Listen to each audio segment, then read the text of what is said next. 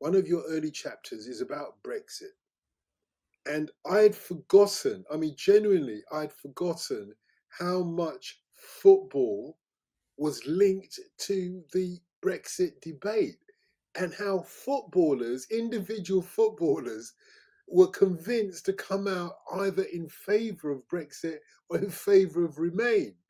I'm going to ask you questions on this later on, Tim. So remember, the question will be: did David Beckham err on the side of Remain, or did he err on the side of Brexit? You've read the book, so you ought to know. But yeah, we forget, don't we, David, that football is actually the politics as well, the real politics of I this mean, you'd country, isn't it? forgotten. I'd forgotten. I went back and it was, discovered that David James, was writing articles about this in the Sun, arguing like kind of some of the Leave campaign was saying, sure, we'll leave Europe, but this is going to open up India to us. He wrote this article in the Sun saying this is great. India is going to provide a whole new bunch of footballers. We're going to not have Europeans, but that's going to be good for India. Who knew? Sol Campbell, similarly, was wheeled out to make the argument that, Do, do you think they were making a point? I'm sorry to cut you there because that struck me that they use these two, if you like, sons of immigration to say, well, hang on a second, us lot, we ain't racist, but look at the rest of the world. You get me? sure. I mean, I think that, at that point, there were always undertones of race and nativist versions of British and English identity underscoring the Leave campaign, but there was also an effort to portray it as merely an argument of economic and political common sense. And that's the sort of version that you're hearing from Sol Campbell and from David James. So I think it was, but they were good. They were good for Leave. They made sense for them to put them up there. I mean, of course, on the other hand, you've got plenty of, sons of immigrants, on the Remain side. And I thought, again, so interesting that Rio Ferdinand said, in his post on the matter, I've never voted before in my life, but this is so important. I'm going to vote. And I just thought that was a really interesting moment. It pulled everybody slightly out of the woodwork. And Rio made a really great argument. I mean, if only the Remain campaign actually had made it with the sort of passion and the authenticity of his personal story, we'd have maybe that would have made a difference. I don't know, but I thought it was really remarkable. I would take your thing further back and see. For me, the greatest act of self harm that the country has done since the Second World War is not Brexit; it's the sale of council housing. And for me, one leads to the other because the sale of council housing was done in order to destroy council housing and to push people into private land, in the return of the private landlord.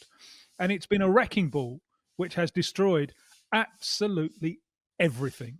Destroyed everything. Just look at the high street. It's destroyed the high street.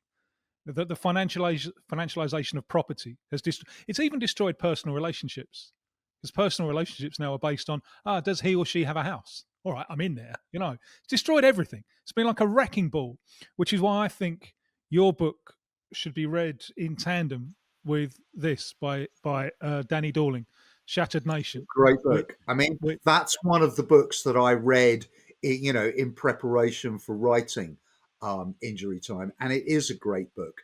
Um, and when I read it, it was one of the books that made me think, on issues like council housing and global economics and inequality.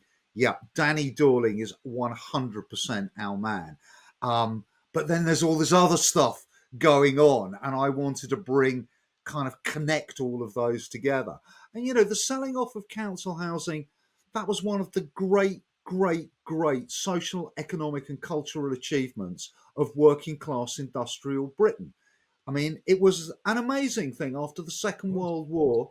We built millions upon millions of houses, decent houses, insulated both houses, political houses. parties, both of them And did it. I grew up in one. I don't know Me too. about you. Me I too. grew up in one, and it made life possible. made Yeah. life tolerable, despite any other kind of inequalities, like what a launch pad to have the security, Yes.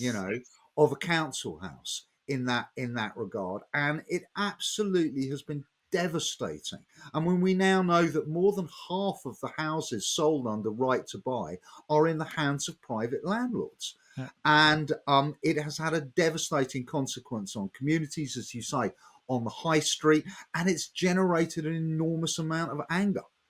That sense of the social contract being broken, and it's one of the great.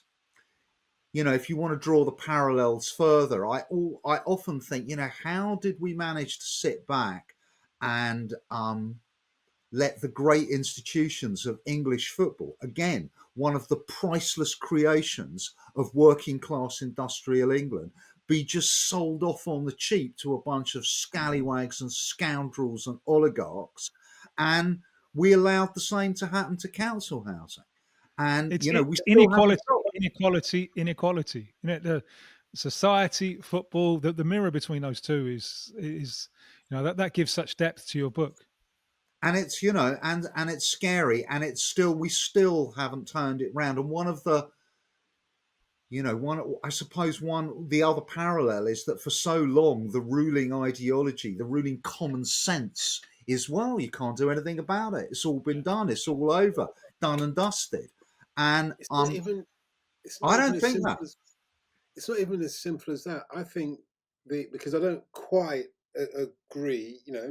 Make of this whatever you like. And I grew up on a council estate. In fact, perhaps the most notorious one of all in London terms.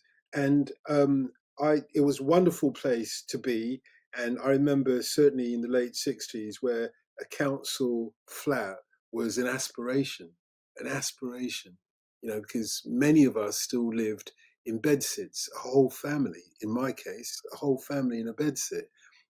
Many of my friends at school still went to the local baths for a shower of an evening, sometimes only once a week, but nevertheless, that's why they were called the local baths, because working class people didn't have bathrooms and showers in their own houses.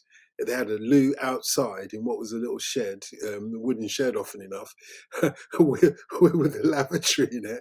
It seems almost absurd now, but that was reality. So going to a council flat, even if you were up on the 20th floor of a council flat in Tottenham of all places, I remember, friends of mine who lived on the next road, there were 16 in their family. They moved to like a council flat, couldn't be more than 2 and 3 bedroom. They were so looking forward to it. Down the road, Tiverton Estate, I remember it very clearly. The Graysons moved in there, and they had their own like toilets indoors and bathroom, and don't know if they had central heating in that side, but they had like double glazing or something. The properties look great. Having said that, this is England or Britain, and since the feudal times, commoners' rights have been eroded, particularly with trespass laws and everything like that. Rights to roam have been eroded, etc. Ancient laws like the right to occupy an empty building, what we used to call squatting, which that's how I lived. When I was thrown out of home at the age of 17, that's what we were doing. We were squatting. That has been eroded. So it's. I think. Although you're absolutely right, we all assume that, oh, well, that's it because it's always been like that, so it will always be like that. Part of it is that we always adapt to it. And I don't deny that the destruction of council housing is a particularly difficult. It's like the erosion of the BBC or the attacks on the BBC. You have this crown in your jewel, or the NHS. You go to other countries, like Americans say to me, "Oh, you lot are so lucky to have the NHS." Yeah, because it's the flipping best in the world. It's the one that established the idea of free healthcare at the point of need. We're the ones who did it, and then suddenly we're prepared to sell it out to the highest bidder. Mr. Trump will probably say now in his latest deals, "Look, I'll tell you what, you won't have to pay so many tariffs if you can open up the NHS to our pharmaceutical companies." So I'm saying it happens because of a disparity in what we used to call the class system in Britain. Some people make the rules. Babylon makes the rules. As was it still Pastor did that? But that goes into one of your other chapters, leveling the playing field. This is